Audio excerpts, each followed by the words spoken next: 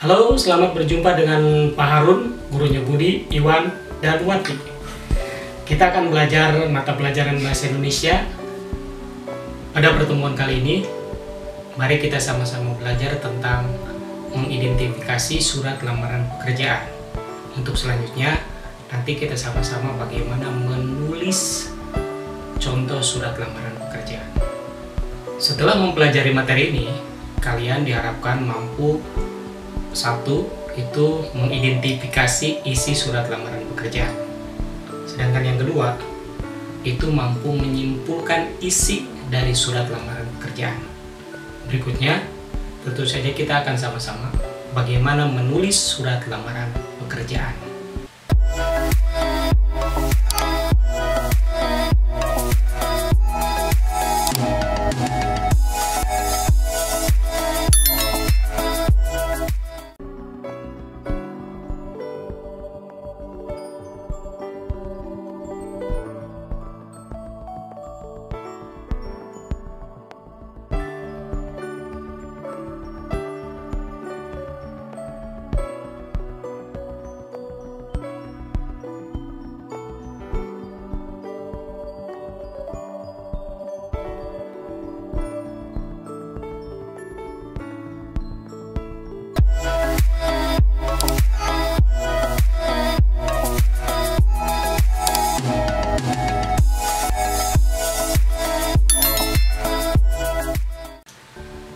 Isi dari surat lamaran pekerjaan itu pada dasarnya terdiri dari 3. Yang pertama, ada paragraf pembuka, yaitu bagian awal surat untuk mengantarkan isi surat.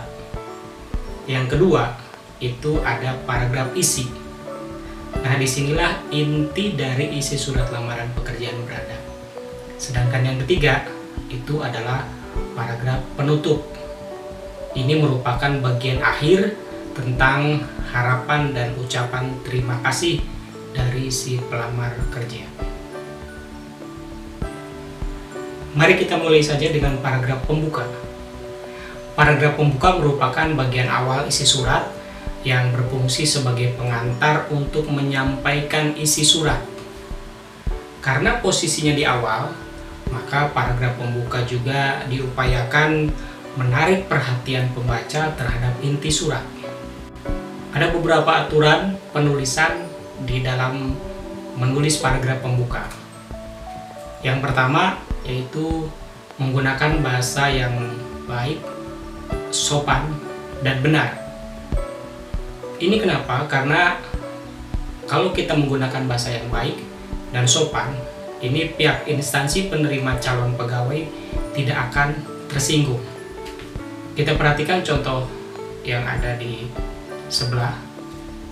Di situ tertulis kalimat dalam paragraf pembuka. Menurut info dari koran, perusahaan Bapak membuka lowongan pekerjaan dan membutuhkan tenaga kerja untuk pemasaran. Ini tentu kurang baik ya, karena terkesan kurang sopan. Coba kita baca lagi. Menurut info dari koran, perusahaan Bapak membuka lowongan pekerjaan dan membutuhkan tenaga kerja. Ini bahasanya terkesan lebih ke bahasa lisan dibanding dengan bahasa tulis. Jadi kurang sopan. Kita lihat lagi contoh berikutnya.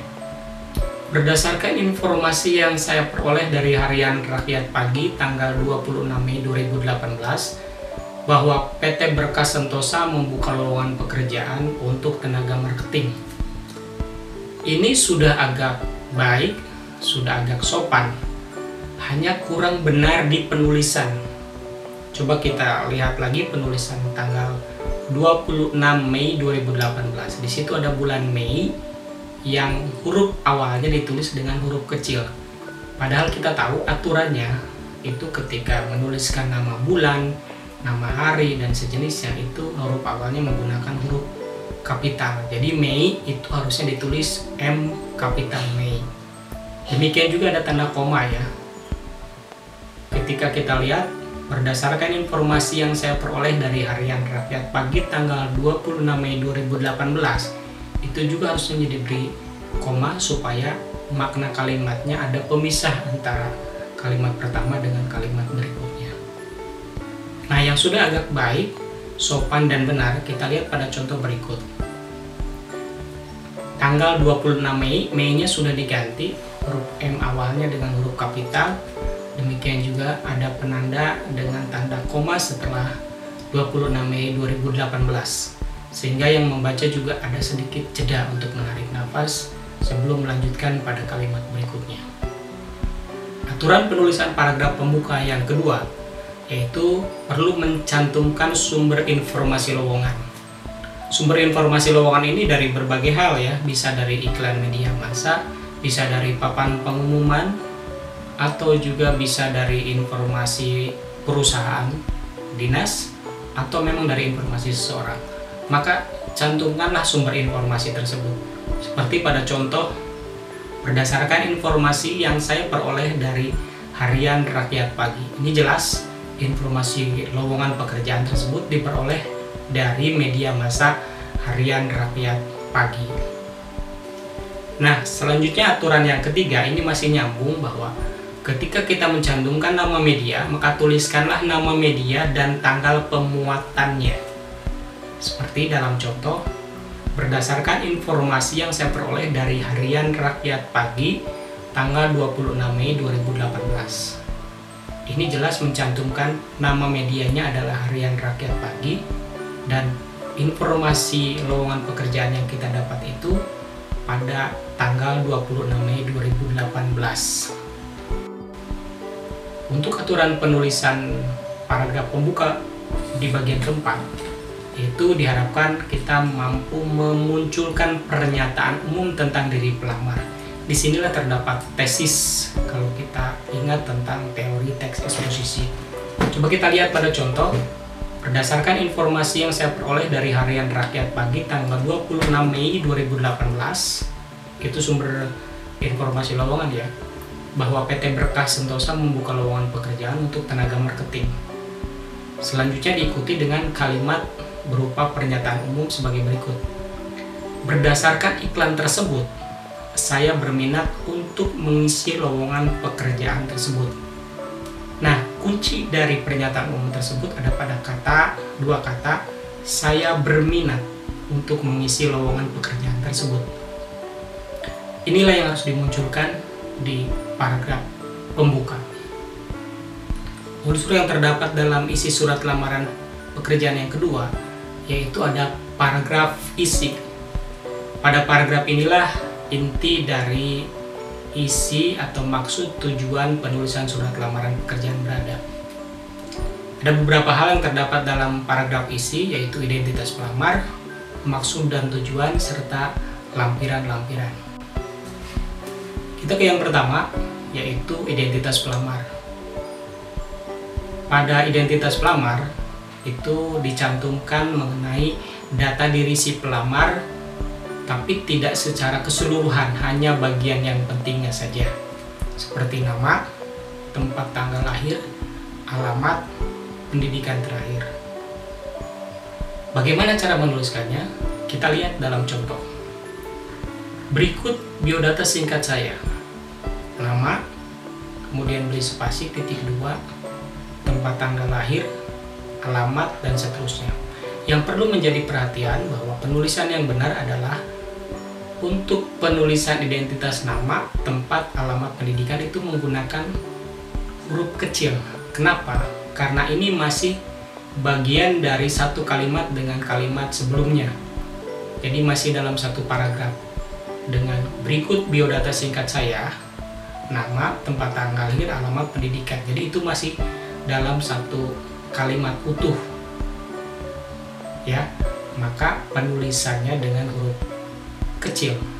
Kemudian ada identitas nama. Di situ tertulis Wulan Ratri. Kenapa W dan R-nya menggunakan kapital?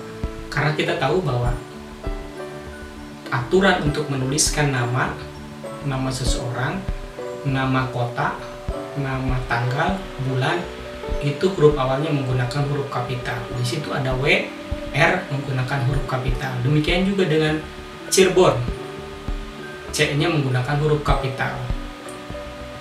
Di situ juga ada 28 April, A-nya menggunakan huruf kapital. Yang kedua adalah maksud dan tujuan. Maksud dan tujuan merupakan keterangan tentang alasan pelamar dalam menulis surat lamaran pekerjaan. Disinilah sebenarnya inti dari tujuan surat lamaran pekerjaan. Kalimat yang ditulisnya sederhana saja. Misalnya, dengan ini mengajukan permohonan agar diterima sebagai tenaga marketing di perusahaan yang Bapak atau Ibu pimpin. Hal-hal yang terdapat dalam paragraf isi berikutnya yaitu lampiran. Lampiran ini merupakan hal-hal yang mendukung terhadap surat lamaran pekerjaan. Isinya merupakan keterangan berkas-berkas tentang persyaratan yang diajukan perusahaan penerima lowongan kerja. Karenanya, maka pelamar perlu melampirkan persyaratan yang dibutuhkan atau diminta tersebut. Dalam penulisannya, itu digunakan tanda baca titik koma di setiap akhir rincian dan tanda titik di akhir rincian lampiran. Seperti contoh berikut. Yang perlu diperhatikan bahwa penulisannya harus menggunakan bahasa Indonesia yang baik dan benar, tata bahasa Indonesia yang baku. Seperti halnya penulisan fotokopi itu tidak ditulis fotocopi, tapi ditulis sesuai dengan ejaan bahasa Indonesia yaitu fotokopi. Hal yang terakhir dalam isi surat lamaran pekerjaan yaitu paragraf penutup. Paragraf penutup ini berisi tentang antusias pelamar pekerjaan pada instansi yang dituju. Selain harapan, berisi pula ucapan terima kasih secara wajar dan tidak terlalu berlebihan. Seperti contoh, besar harapan saya jika Bapak berkenan mengabulkan permohonan lamaran kerja saya. Atas segala perhatian Bapak, saya haturkan banyak terima kasih.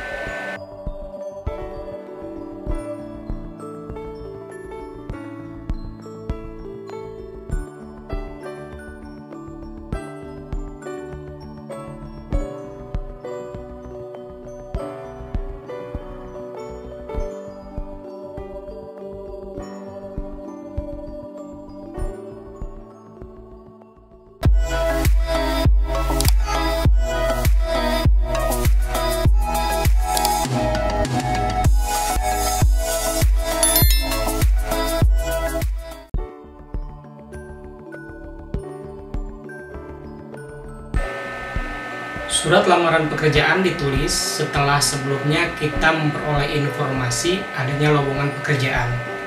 Sumber informasi tersebut bisa kita peroleh dari iklan di media massa, pengumuman resmi, atau informasi dari seseorang. Nah, berbekal informasi tersebut, maka kita kemudian berniat melamar pekerjaan dan memulainya dengan menulis surat lamaran pekerjaan. Menulis surat lamaran pekerjaan sebenarnya tidak terlalu sulit. Apalagi pada pembelajaran sebelumnya kita telah mempelajari isi, sistematika, dan kebahasaan dalam surat lamaran pekerjaan.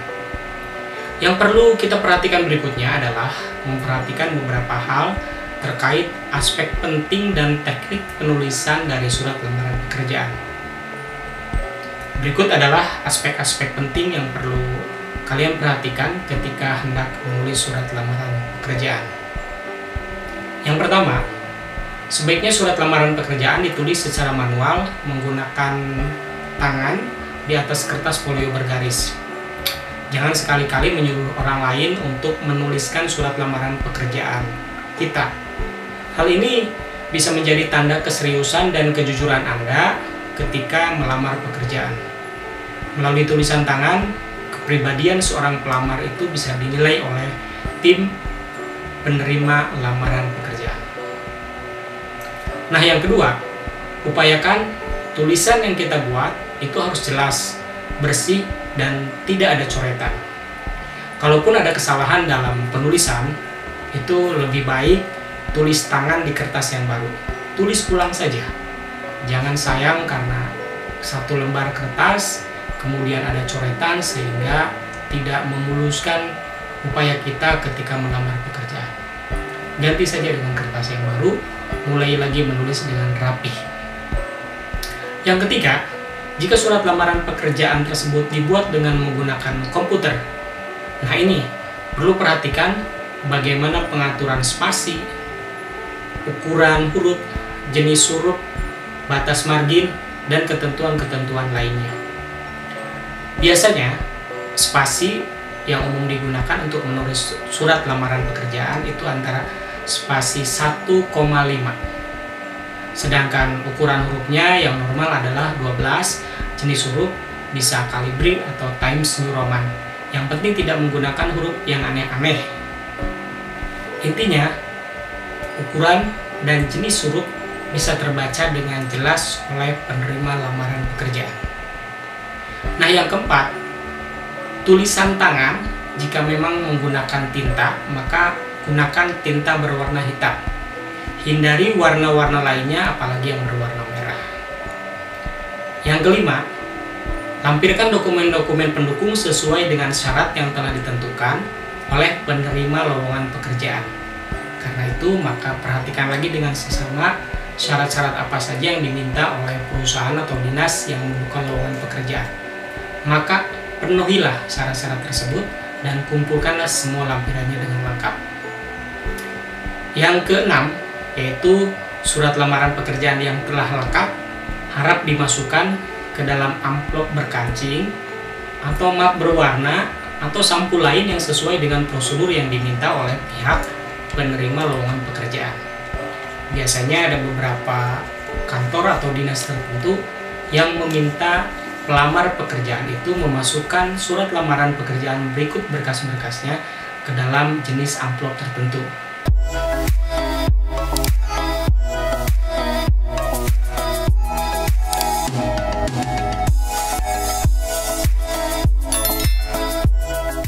Sedangkan untuk cara menulis surat lamaran pekerjaan yang baik dan benar adalah sebagai berikut. 1. Baca dengan seksama segala syarat dan ketentuan lamaran pekerjaan sesuai dengan informasi yang diterima dan sesuaikan pula dengan kualifikasi yang kita miliki. Jadi, jangan bosan-bosan untuk membaca segala persyaratan diminta oleh perusahaan. Penuhi semuanya dan masukkan dalam berkas lampiran.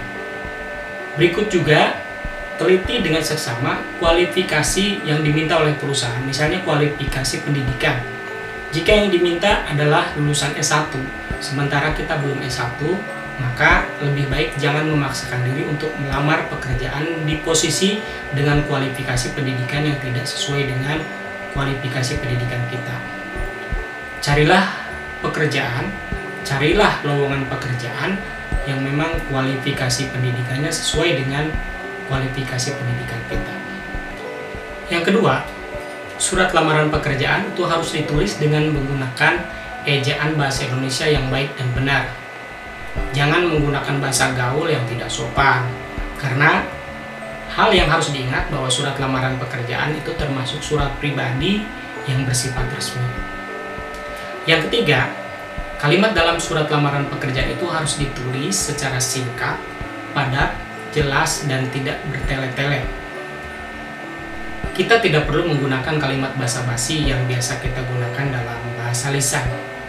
Cukup langsung pada intinya, fokus saja. Yang keempat, data diri dan informasi tentang kita itu harap diisi dengan lengkap dan benar. Usahakan cantumkan pula nomor telepon agar bisa dihubungi jika ada panggilan kerja atau lamaran pekerjaan kita dikabulkan. Perlu sekali mencantumkan nomor telepon supaya pihak perusahaan bisa menghubungi kita secara langsung dan kita juga bisa memperoleh informasi tentang status lamaran pekerjaan kita dengan cepat. Dan yang keenam, periksa kembali isi surat lamaran pekerjaan sebelum dikirimkan. Periksalah dari mulai berkas lamaran pekerjaan yang kita buat, apakah ada kesalahan atau ada hal-hal lain yang belum kita tuliskan dengan lengkap. Periksa pula berkas-berkas lampiran, apakah sudah lengkap sesuai dengan persyaratan yang diminta oleh perusahaan. Jika dirasa semuanya sudah lengkap, tidak ada kesalahan, maka masukkanlah surat lamaran ke dalam amplop yang telah ditentukan, kemudian baru kita kirimkan.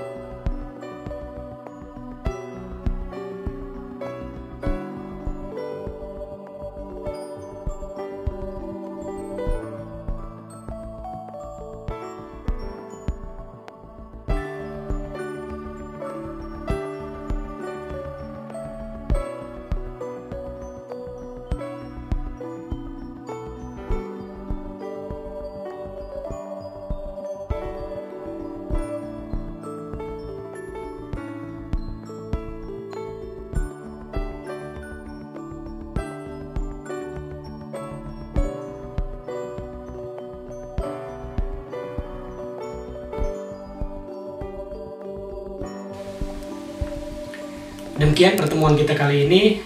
Jangan lupa untuk selalu like, subscribe, dan setiap ada pertanyaan atau tanggapan tentang materi ini, boleh kalian menuliskannya di kolom komentar di bawah ini. Terima kasih.